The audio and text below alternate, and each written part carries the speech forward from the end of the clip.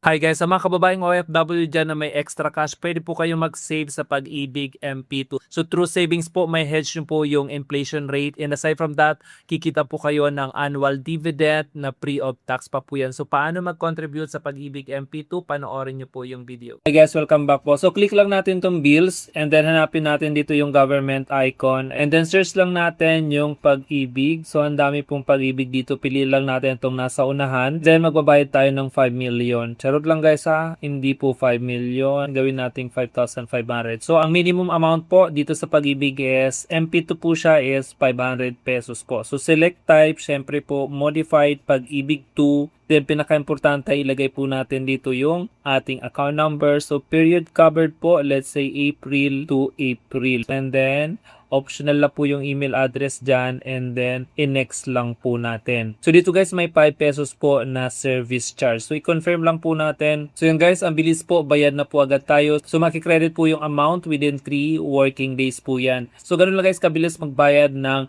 Pag-ibig MP2. So start saving po dito sa Pag-ibig MP2 po kasi maganda din po yung dividend na marireceive nyo annually kung saan around 6 to 7% po average yung interest dividend na pwedeng maging compounded pa siya if ever na di nyo po kunin yung dividend nyo. So yun lang guys, that's all for today. Maraming salamat and see you in the next video.